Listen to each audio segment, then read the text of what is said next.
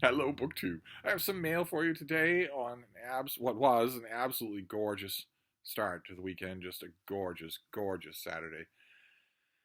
Temperate and lovely and beautiful. Not warm, not warm and not hot, but beautiful. And also spring-like. I mean, it's begrudging. It's not shirt sleeve weather, and it should be. But spring-like in that everything is green now. All the trees are budded out. There are birds and insects. It feels that way. It feels different. You know when you're walking around, uh, even if like me you have a winter coat on, you know that the sun isn't going to set until almost 9 at night, and that feels wonderful. That feels summery, even though summer is being a little bit shy, making a full appearance. And also, uh, because it's a Saturday, everybody is around, which isn't always true. It isn't true during the week when, of course, people get in their cars or get on public transportation and go to work all day long. But on the weekends, the neighborhoods are crowded with people, which is really good for my little bean because she loves to meet human beings, loves to meet them. She'll put up with their dogs as long as the dogs behave themselves, but she loves meeting humans. We went on one walk this afternoon where we hit a gigantic crowd that was just coming out of a church service of some kind. She had to go and press the flesh with everybody. She wanted to meet everybody. She's so cute that everybody welcomes that. They all absolutely welcome that. And at another point, we were walking past a group of people, just an ordinary group of people who were minding their own business. They were on their little patio just off the sidewalk, talking amongst themselves. Freda rounded the corner, walked straight onto the patio to say hi to them, stand in the midst of them, ask each one of them to pet her. And I started talking. I apologize for her first of all, and then I start talking while people are fussing over her. I was talking with the oldest woman there on the patio, and we started to talk about her plans for the weekend. And it turns out her daughter and son-in-law are coming to visit, and it turns out that uh, that's not always an unmixed blessing. Her daughter gets tense because of her husband, and and then the two of them come over, and that tension spills over to her, and suddenly it's no longer just having my daughter and her husband here. Instead, my children here, in other words. Suddenly I'm having guests, and there's tension in the air, and that leads to things feeling awkward or maybe going wrong or whatnot. And I was reassuring her. I was saying, I think you have this well under control. I'm pretty sure that it will be fine. I'm sure this has happened before.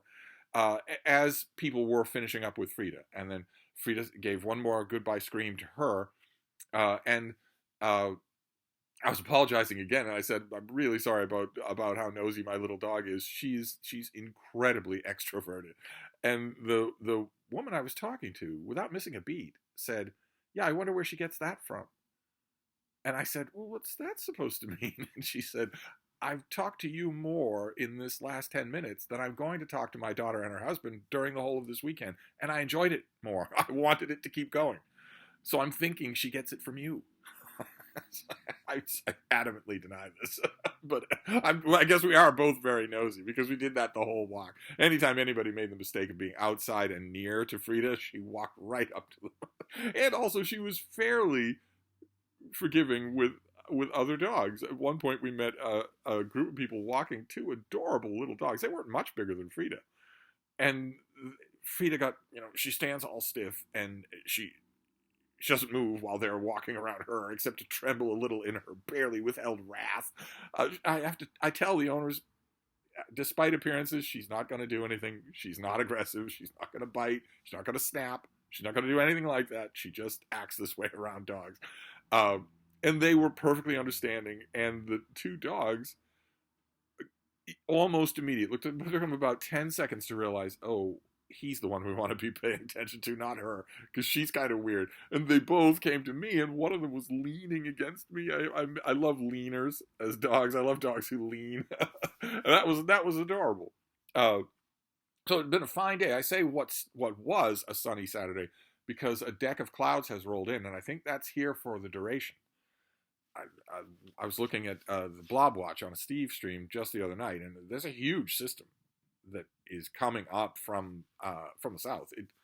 if it approaches, if it comes, I mean, it is obviously approaching Boston because this is the tail end of that. But if it hits us, we could get lots of rain. But just a blissful, blissful day so far. Could go wrong. At any moment, it could go wrong. But we have some periodicals, like, for instance, the Martha's Vineyard Gazette, which has an article about the eclipse, and two of the greatest literary journals, book review journals that are currently being made. So always a joy to get them together. There's the London Review of Books, with lots and lots of stuff in here. It's just a big issue that will take me a while to get through. I barely scratched the surface on it. And the TLS, the London Times Literary Supplement, which overjoyed me at the beginning because it has a little section of pieces on Shakespeare-related stuff, which is always wonderful. I'm always happy to see that. I saw a couple of me wanties in here.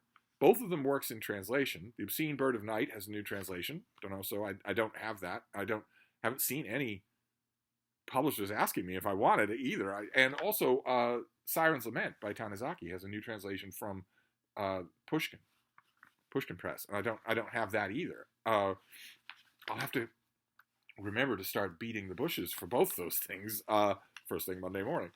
And the inset was on Shakespeare, which is always pleasant. Although I did have my issues with one piece. Yeah, I love the artwork here. This is the artwork right there. This is a piece about a 200-page little book put out by Arden called Shakespeare's House by Richard Schotch, that goes on and on about the birthplace, the Shakespeare birthplace that brings in hundreds of millions of pounds a year, but doesn't mention that there's no proof at all that Shakespeare was born there. No real proof at all that he ever lived there. And also, there's almost no mention in this full-page review about the fact that the place you're walking through is an entire reconstruction. There might be a brick or two in the basement that might or might not be contemporaneous to Shakespeare's time. All the rest of it was rebuilt. So it was annoying. But the most annoying thing in here is something we've seen on this channel that I can't believe is getting the play that it's getting. It's getting reviewed. And it's getting reviewed in these fake tolerant tones that are mystifying me, just mystifying me. We saw the book.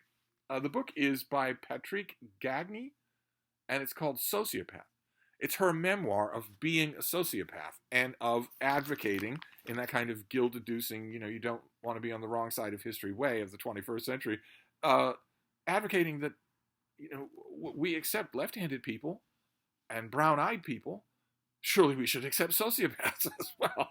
And they got the person who reviews it, Kathleen Taylor, is a freelance science writer and an independent scholar, and she's written a book on dementia. She wrote a very short introduction to dementia, and she is sympathetic to this nonsense.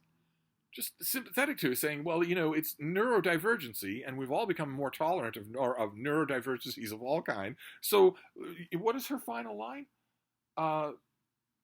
Patrice Gagny is a fine ambassador for the SLC. The SLC is sociopath-like conditions. Sort of like, a murder-like condition. I don't know about the corpse here. I don't want to be dismissive or bigoted or in any way, so I'll say it's dead-like. The SLC is sociopath-like condition. She's a fine ambassador for the SLC cause. The challenge is huge. I wish her luck for the changes she hopes to make. But what are those changes? She wants sociopaths to be accepted in society. How about your workplace? I mean, if somebody checks a box when they're applying for work saying that they're a sociopath, are you employing roughly 15% of your workforce, or are you a bigot? That's crazy. This is absolutely crazy. Some of the diagnostic conditions of sociopathy are violence, disconnect from emotions, extreme manipulativeness. This author, Kathleen Taylor, the reviewer, hints at what this author also says, which is that So we don't need to worry so much about sociopaths because so many of the worst parts of their condition are stress triggered. So just get rid of the stresses and we won't have to worry about it. But that isn't true. That isn't true even in the author's own personal story. She stabs people in her personal story that were doing nothing at all to her. There was no stress on her to do that.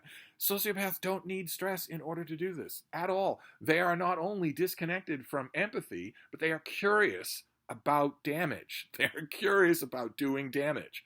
If they know that they are in a situation where they can't do physical damage, although they'll try for that, if they know they're in a situation where they can't do physical damage, they will, the other diagnostic of sociopathy, manipulative behavior, they will work to create non-physical damage. But they will do that.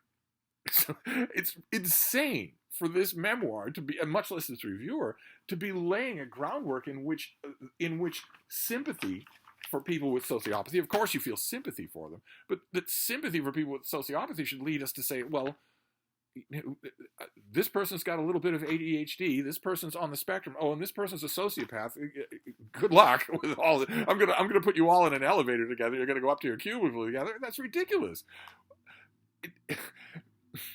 The other neurodivergencies mentioned in the book and mentioned in the review are not inherently dangerous. Sociopathy is inherently dangerous to other people. That's its reason for being. That's its goal. I just saw this and was just amazed. Also, this issue of the TLS has a page-long review of the new Edouard Louis that is also getting a baffling amount of critical notice. That is also bafflingly taking it seriously. I don't know how this guy's game is not up by now, but I will very much enjoy reading the whole of the issue. But let's get to the mail. We have a tiny package, a bigger package, and a box. So something in here is bound to please. But look at this thing. It's wafer thin. What can this possibly be? Maybe another very short book, like those object lessons. Maybe one of those. But what else could this possibly be? I mean, honestly. Well, you found room for an invoice, didn't you? Let's get this stuff out of the way. What have we got here? Okay. All right, this is from the folks at Melville House. They generally know what they're doing. This comes out in mid-August. This is by V. Key Now. And it has a blurb on the cover by Jonathan Latham. V. Key Now was born in Vietnam and immigrated to the United States at a young age. Her work has been featured in Conjunctions, the LA Review of Books, Chicago Review, Glimmer Train, Baffler, McSweeney's. And she lives in Iowa City. I wonder what she does in Iowa City. I can guess. So let's see. This is called the Italy Letters. What have we got here? I assume that I would be a bigot that is, say it with me now, literally worse than Hitler if I were to ask if this is a translated work. I'm guessing that it's not, since no translator is listed. But let's see here. A cult favorite writer, never heard of this author, weaves a mesmerizing epistolary tale of sensual queer love affair set against the backdrop of Las Vegas's gritty underbelly. Okay. All right, let's push on here. It's a tiny little thing. Does this tell me how many pages it is? This might. Yeah, it's fewer than 200 pages. This book is a slim, powerful shot of literary fantasia from one of America's best-kept secrets. Visionary writer V. Kai, I have no idea, V. Key Now weaves an unforgettable and highly distinctive story of a love affair suffused with longing, erotic passion, and heartbreak, all while painting a vivid picture of the seamy underside of Las Vegas. Okay, you already told us that. This beautiful and mesmerizing novel, by a queer Vietnamese-American writer, is brilliant and unclassifiable work of fiction that takes the form of a series of letters written by the unnamed narrator to her lover in Italy, part of a stream of consciousness narrative that is by turns poignant, bawdy, funny, and disturbing, and often beautifully poetic. Okay. It's a novel by a queer Vietnamese-American writer, and it takes the form of a series of letters to her Italian lover.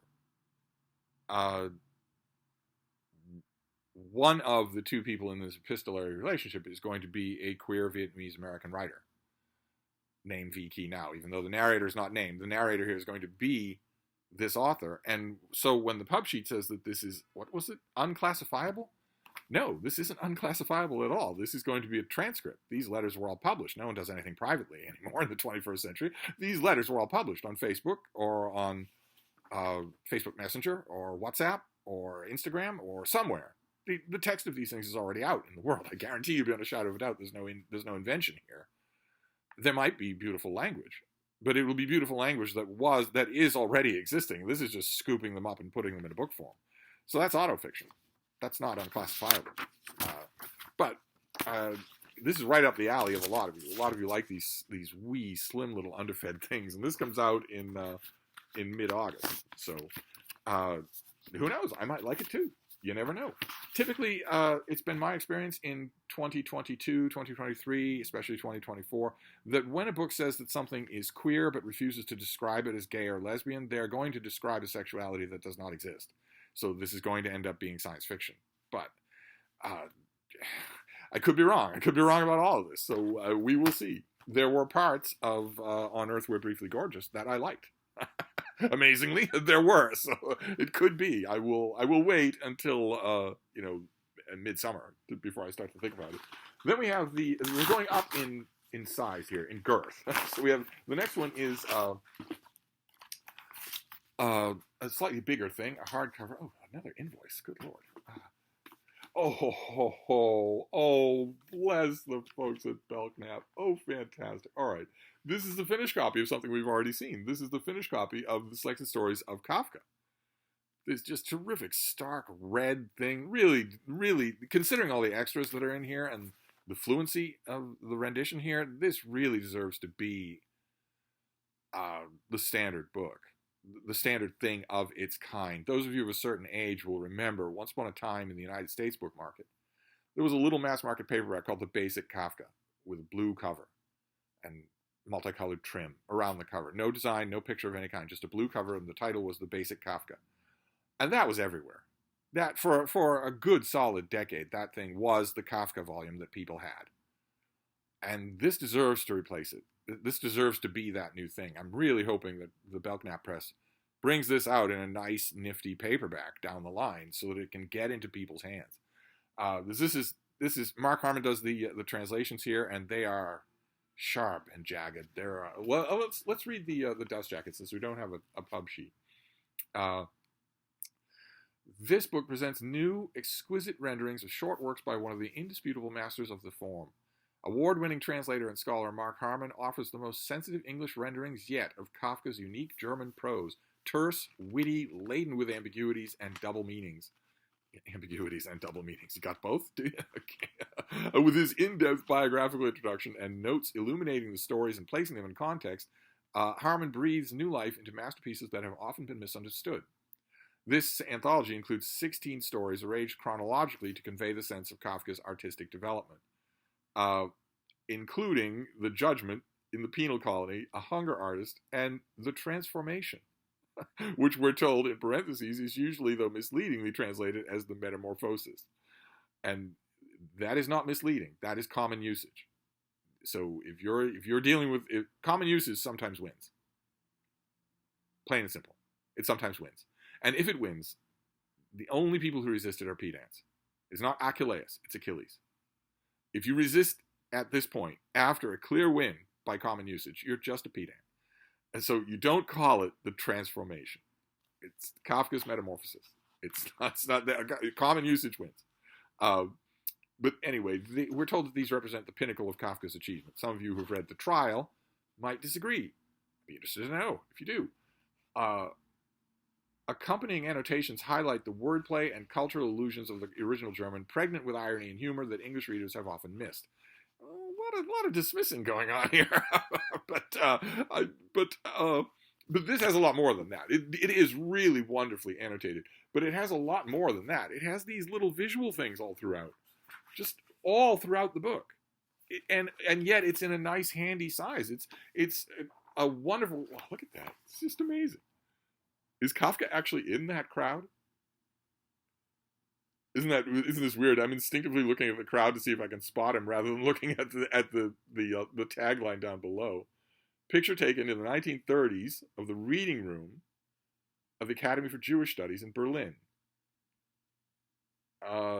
In December of 1923, Kafka describes the Academy to Robert Klopstock as a refuge of peace in this wild city of Berlin and in the wild regions of my mind. Kafka's not in this picture. Okay. It was founded in 1872 and was closed by the Nazis in 1942. But Kafka's not in the picture, so I don't have to search. But every picture of Kafka that we have is in this book, and lots of other pictures besides of all of the places where he was and the things that he was dealing with. Really, really wonderful. Just a wonderful volume. This is going to set you back $30 in hardcover, but I'm really hoping for a paperback down the line. I really am. How wonderful to have it. Just wonderful to have it. And then we have the box. Oh no, the box is fighting me. Uh-oh. Oh my god.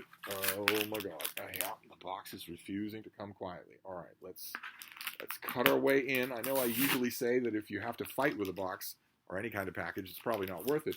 But my spidey sense is telling me this is worth it. So let's see. Let's see what we have here. The pub sheet sure took a beating. Oh, very good. All right, this comes out in September. Very good to have this as a thing that I can actually have in my hand. This is the Letters of Seamus Heaney. Big, thick thing. Fantastic. What a mail haul. These last two, anyway. I don't know about the first little thing. Fantastic. All right, so this is selected and edited by Christopher Reed. This is the Letters of Seamus Heaney. And are you going to tell me this is... no, you're not going to tell me. How odd. How oddly unhelpful. This is over 800 pages. Fantastic. So this comes out on September 10th. These letters offer another way into the Nobel Prize-winning poet's justly celebrated body of work. Here we see Heaney attending to the personal and the professional, responding to fan notes and letters from his editors.